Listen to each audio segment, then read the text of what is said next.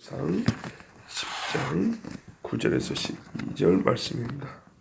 그가 사무엘에게서 떠나려고 몸을 돌이킬 때 하나님이 새 마음을 주셨고 그날 그 징조도 다 응하니라.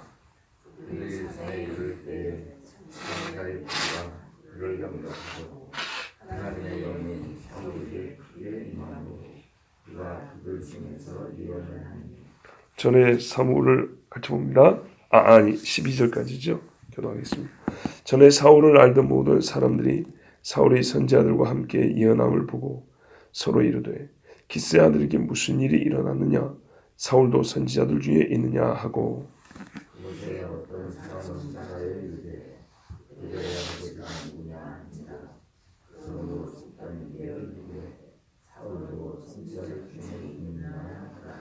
아멘. 사무엘에게서 사울이 떠날 때 하나님이 새 마음을 주셨다 그랬습니다. 하나님이 새 영을 주신다 그랬는데 여기 새 마음인데요. 영이 그러니까는 성령이 충만했다는 뜻은 아니고 마음가짐이 달라졌다는 얘기입니다. 사람이 이 생각의 근본이 바뀌었다는 겁니다. 물론 하나님의 영이 역사하지 않으면 이런 일이 있을 수 있겠습니까마는 임자여 충만했다는 말하고는 좀 다른 말입니다. 우리가 뭐 예를 들면은 너는 지금부터 이 집안의 장손이다. 아니면 네가 집안을 잃게 한다. 혹은 또 갑자기 뭐 아무것도 아닌 사람이 당신이 이 나라를 이끌 지도자입니다. 이런 말을 들으면 정말 책임감을 느끼면서 사람 마음이 좀 달라지죠. 이제 하나님의 영을 받기 전에 자기가 정말 이 나라의 왕이구나 할 때 이거 얼마나 참 놀라운 이야기입니까? 감당이 어렵지만 또 사무엘이 이렇게 많은 예언을 해줄 때 이 일이 진짜 일어난다면 나한테 이건 진짜 도대체 무슨 일이 일어난 것인가 하면서 본인 스스로도 놀랄 것이고 또 심히 당황도 할 것이고 그러면서도 기대도 될 것이고 그래서 내가 왕이 된다면 정말 일일이 해야겠다. 내가 정말 이 일이 징조가 응하기만 하면 참 어떻게 해야겠다라는 뭔가 이렇게 사람 마음이 달라졌다는 얘기입니다. 자, 왕적인 마음, 왕적인 사고를 갖기 시작했다는 거죠. 자, 그날 하나님이 말씀하신 징조가 다 응했답니다. 하나님의 모든 말씀은 반드시 이루어집니다. 그죠? 그 내용도 이루어질 뿐만 아니라 때도 정확하게 맞춰서 이루어집니다. 이 기적인데요. 이 기적이 진짜 놀랍습니다. 예수를 안 믿거나 믿는다고 거짓말하는 사람들은 성경에서 기적만 나오면 이거 피해가느라고 정신이 없습니다. 기적 아닌 것으로 바꾸려다 보니까 성경에 조금 가면 기적 나오고 조금 가면 기적 나오고 그래서 전 성경을 못 믿게 됩니다. 그런 사람들은. 기적 중에요. 우리가 진짜 놀라운 것은 뭐냐면 간구하는 경향이 있는데 하나님이 사람을 사용하셔서 어떤 징조를 나타낼 때 그게 진짜 기적입니다. 그러니까는 우리는 이제 자연이 움직이는 것, 즉 하나님이 이 자연 환경을 사용하시는 것을 보고 충격을 받기도 하고 매료되기도 하고 막 환호성을 지르기도 하고 그렇지만 사실은 제일 놀라운 기적은 자유의지로 매 순간 선택하고 매 순간 결정하고 그렇게 살아가는 인간을 사용하셔가지고 하나님께서 어떤 일을 하신다는 것. 그 일이요. 구체적으로 생각해보면 진짜 이게 놀랍습니다. 어떤 일은 사람을 사용하시되 양을 정해야 되는 경우가 있고요. 질적으로 수준을 달려야 되는 일이 있어요. 예를 들면 엘리야한테 과부가 아들하고 둘이 빵 만들어 먹고 죽으려는데 마침 왔어요. 거기 왔는데 나한테 대신 빵을 만들어 와라 그랬어요. 그러면 너희는 이 기름과 가루가 멈추지 않고 가뭄 위에 살 것이다. 이 가루가 기름이 멈추지 않고 계속 나온다는 것도 진짜 놀라운데 그런 상황에서 한 여인이 엘리야의 말을 듣고 빵을 만들어 온다는 것은 솔직히 나는 더 놀랍습니다. 하나님께서 엘리야에게 그 여자한테 가면 먹을 거 살 수 있다고 명령해서 엘리야가 가라 그랬거든요. 갔을 때 가서 보니까 설마 무슨 부잣집에 가루가 좀 남아있는 집인 줄 알았더니 외동아들하고 둘이 딱 한 끼 먹고 죽으려고 했다는 거예요. 엘리야가 그거 봤을 때 얼마나 이게 진짜 충격적인 이야기입니까? 인간적으로 그거 요구할 수가 없잖아요. 하나님이 그래라 하니까 요구를 했더니 이 여자가 떡을 만들어 오네. 참 그 만들어 온 떡을 보고 이게 쉽게 넘어가겠습니까? 물론 하나님이 다시 이거를 넉넉하게 해준다 했지만 이런 일들 말이죠. 사람이 정말 하기 어려운 일들. 골리앗이 한 방 맞고 넘어진 것도 놀라운데 거기 조그마한 애 다윗이 거기서 뛰어나가겠다고 한 거는 더 놀랍습니다. 자, 사람을 순전히 제멋대로 결정하고 살아가는 한치 앞도 모르는 사람을 자기 이익에 입각해서 사는 사람을 하나님이 사용하신다.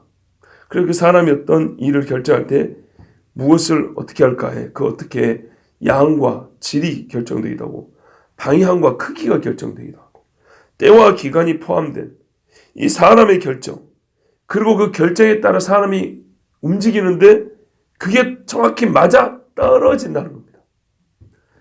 이게 진짜 놀랍다는 겁니다. 자, 하나님께서 사울에게 이러이러한 표적이 있을 것이다 할 때 사람이 빠진 표적이 있습니까? 전부 다 사람이 포함됩니다. 좀 가다 보면 마른 안에 날벼락이 들어서 나무가 불탄 걸 볼 것이다. 좀 가다 보면 메뚜기 떼가 나와서 휙 지나간 걸 볼 것이다. 좀 가다 보면 강물이 갈라서 네가 집에 가기 편할 것이다. 이런 식으로 한 게 아니라 좀 가다 보면 어디서 사람을 만날 건데 그 사람들이 뭐라고 말할 거다. 좀 가면 사람한테 그 사람이 몇 명이고 그 사람들이 나한테 뭘 주고 이렇게 할 것이다. 좀 가면 사람들이 무엇을 하는데 네가 거기 어떻게 동참할 거다. 사람이 있을 거다. 사람이 어디에 있을 거다. 몇 명 있을 거다. 무엇을 들고 할 거다. 무슨 일을 하고 있을 거다. 그리고 그들이 너한테 지나치지 않고 뭘 할 거다. 그러니까는 그 사람들이 뭘 하는 걸 보고만 가도 기적인데 그들이 사울을 향하여 어떤 의사결정을 하고 어떤 행위를 취한다는 겁니다. 그걸 네가 수용하는 자가 될 거다. 하나님이 인간아 내가 너를 이 나라의 왕으로 세울 거다. 징조를 베풀리니 가다 보면 한강에 많은 걸 볼 것이다.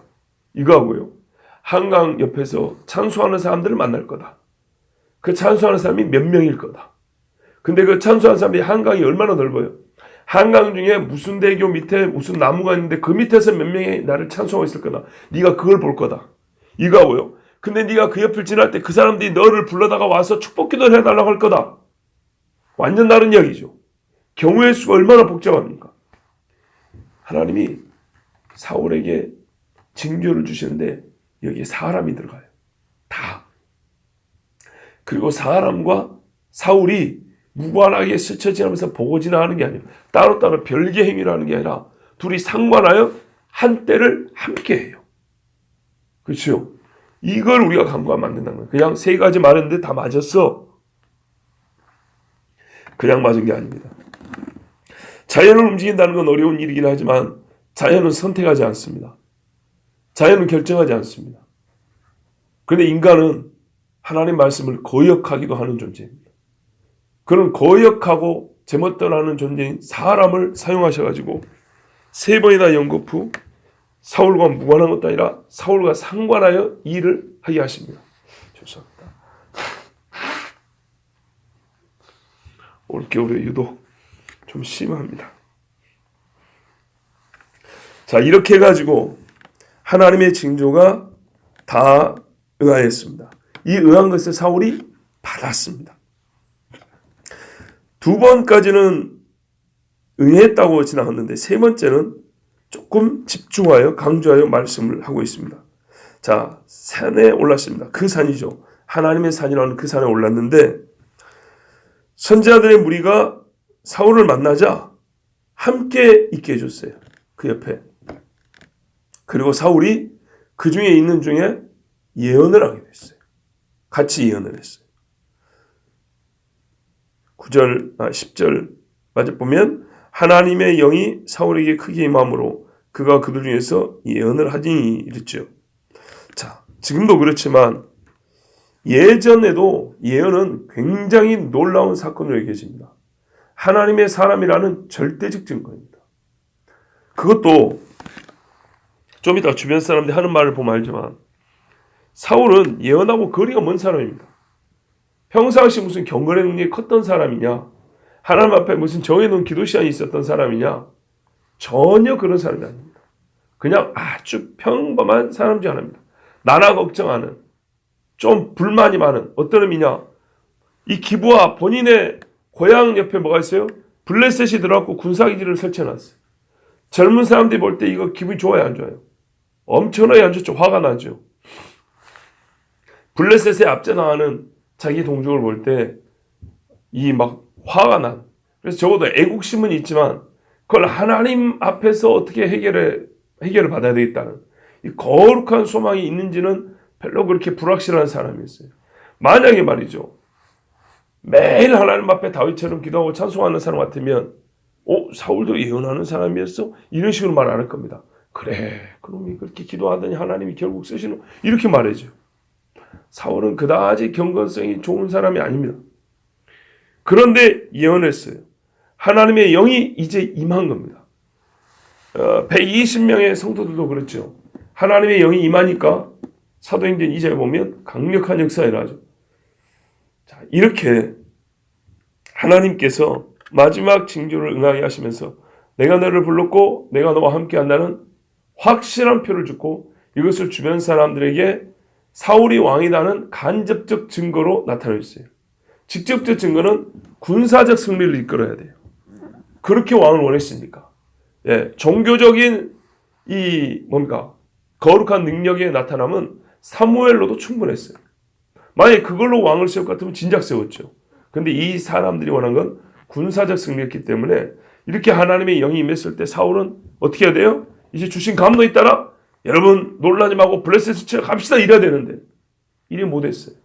이게 이제 그 뒤에 이어지는 안타까움인데, 자, 이래가지고 객관적으로 이제 하나님께서 사울을 적어도 왕인지 뭔지는 몰라도 쓰시는구나 라고 알게 됐습니다. 그런데 이 일이 사울의 고향 근처라는 것을 어떻게 하냐? 전에 사울을 알던 사람들 11절 이렇게 나옵니다. 사울이 얼마나 유명하다고 사울을 알던 사람들을 이렇게 몇 사람씩이나 있겠어요. 그러니까는 가까운 동네 근처라는 얘기입니다. 제가 뭘 유명하다고 어릴 때 기준으로 개도 밖에서 누가 알겠어요? 옆에 서면서 제가 알겠습니까? 모릅니다. 한 동네에 있다는 뜻이죠. 자, 그 동네 사람들이 사울이 선지자들과 함께 예언한 것을 보고 기스의 아들에게 무슨 일이 한 거냐 도대체? 기스의 아들이 지금 하고 있는 이것이 뭐냐? 이렇게 하고 깜짝 놀랐습니다. 뉘앙스로 볼 때 사울의 아는 사람, 그러니까 고향 사람들이란 걸 알 수 있고요. 또 이 예언이라는 게 아까 말씀드린 대로 진짜로 그 놀라운 사건으로 하나님이 함께 하신다는, 그러니까는 얘가 그동안에 그렇게 경건한 인간도 아닌데 하나님이 어떻게 이 애와 함께 하시는가라고 이제 놀라서 한 말입니다. 그런데 이게 이제 뒤에 가면 사울도 선지자들 중에 있느냐 이렇게 말을 했어요. 그리고 이게 속담이 되었다 그랬습니다. 이걸로 볼 때는 사울이 계속 예언한 건 아닙니다. 왜냐하면 계속 예언했으면 사울이 예언자구나 이러고 말 겁니다. 예언자 중에 있냐라고 속담이 됐다는 건 일시적이었다는 얘기입니다. 그리고 약간 조롱조가 섞여 있습니다. 그렇죠. 약간 비꼬는 말이에요. 사울이 계속 예언을 했거나 예언자, 선지자로 부름을 받은 게 아니었기 때문입니다.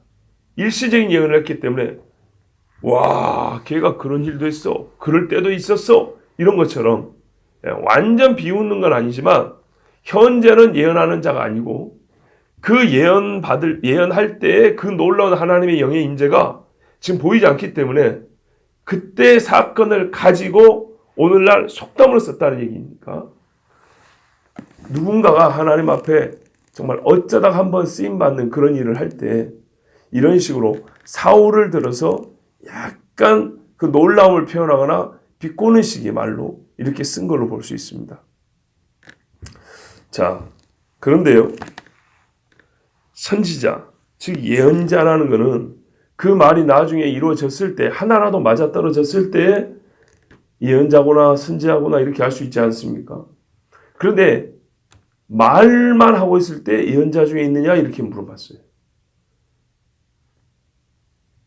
예, 말을 하고 있을 때. 그 말이야 뭐 누가 못합니까? 지금 저도 몇 년, 몇 월, 며칠에 무슨 일이 있을 겁니다. 이런 말을 못합니까? 그 말한다고 예언자 되는 건 아니죠. 근데 사울이 지금 말한 것만 보고 이렇게 말했다는 거는 사울이 말이 뭐가 응해서 그런 게 아니고 당시에 예언하던 사람들의 독특한 말투나 표정이나 예언할 때의 행동이 달랐기 때문입니다. 다른 예언자들과 사울이 그걸 똑같이 했는데 그거는 사람이 흉내낸다고 되는 게 아니라 하나님의 영의 말 그대로 취해야 가능한 일이었기 때문에 그 유별난 독특한 행동 거지나 말투나 이런 걸 볼 때 아, 사울이 지금 예언하고 있구나 이렇게 알게 된 것이고 근데 그게 연기로 되는 게 아니기 때문에 반복이 안 돼요. 그래서 사울도 예언자 중에 있었어. 참 저 사람이 한때는 예언했었지. 이렇게 말했다 이 말입니다. 자, 그런데 사람들이 마지막 절 보세요. 그곳 어떤 사람들. 그들의 아버지가 누구냐? 그의 아버지가 아니고 그들의 아버지라고 그랬어요. 그럼 사환도 예언을 했냐? 이런 말은 아닙니다. 당시에 사울을 주로 아는 사람들이 있기 때문에 아들이 하나 아닌 거 알죠. 옛날에 무슨 아들 하나 놓고 만 집이 어디 있겠습니까?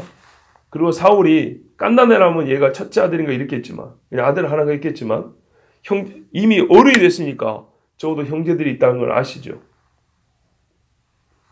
그래서 그들의 아버지가 누구냐 이렇게 물어봤어요. 근데 이거야말로 진짜로 일이 있었다는 증거입니다. 봐보세요 여러분. 우리가요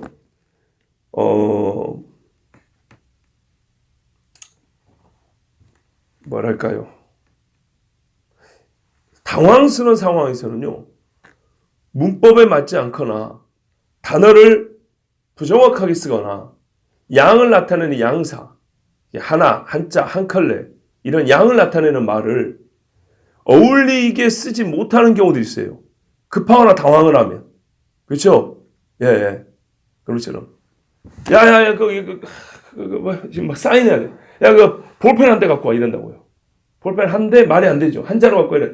그런데 에이 한국말도 몰라 이렇게 안 하고 대본에 안 하고 갖다 준다고요. 급하고 당황하면 이렇게 말이 안 맞는 수가 있어요. 그렇지만 그게 거짓말이냐? 사실이기 때문에 말이 약간 이렇게 안 맞는 경우가 있다고요. 예. 이게 오히려 맞는 거예요. 사람들이 알아요. 사울의 아버지가 아들이 여러 명이고 그들 중에 아무도 예언자가 없는 줄 알아요.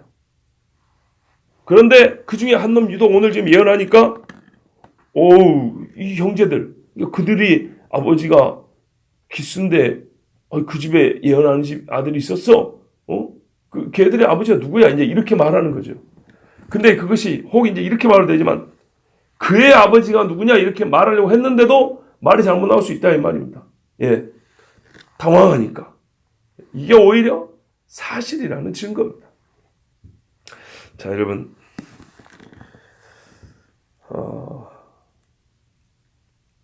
오늘 여기서 이 말씀에서 우리가 한 가지만 배워도 충분하겠습니다. 이 일을 하나님이 응하게 하셨다 그랬습니다. 이 벌레맛도 못한 사람을 하나님이 구원하실 때 기적을 베푸셨죠. 그리고 이 벌레맛도 못한 사람이 구원받고 난 다음에 우리가 말하는 이른바 하나님의 일꾼이 되게 하는데 하나님이 기적을 사용하십니다. 근데요, 일꾼이 되게 하는 데만 기적을 사용하신 게 아니고 일꾼으로 쓴다는 것을 알려주는데도 기적을 사용하신 것을 봅니다. 그렇죠? 좀 알려주는 겁니다. 왕으로 세우기 위해서 사울을 부르시고 사무엘을 통하여 일을 하신 것뿐만 아니라 너 이제 왕이다 라고 잘 못 믿겠는데요. 왕이야. 네가 믿어야 돼. 징조를 줄게. 이걸 알려주는데도 하나님이 기적을 베푸셨어요.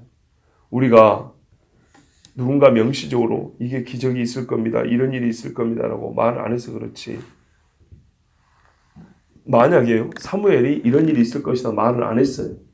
말을 안 했는데도 그날 집에까지 가다 보니까 이런 일을 3번 겪었어요. 그러면 야 이거 심상치 않다. 예산 일이 아니다. 이런 생각을 하겠죠. 하나님께서 우리를 구원하시고 여기까지 진짜 오늘 여기까지 우리가 앉아 있게 예배하게 하는데 수많은 기적을 베풀어서 여기까지 인도하셨다는 것을 믿으셔야 합니다. 우리가 몰라서 그렇지요. 왜요? 우리는 자연에서 나타나는 것을 기적으로 생각하지만 진짜 기적은 사람을 통해 일하는 겁니다.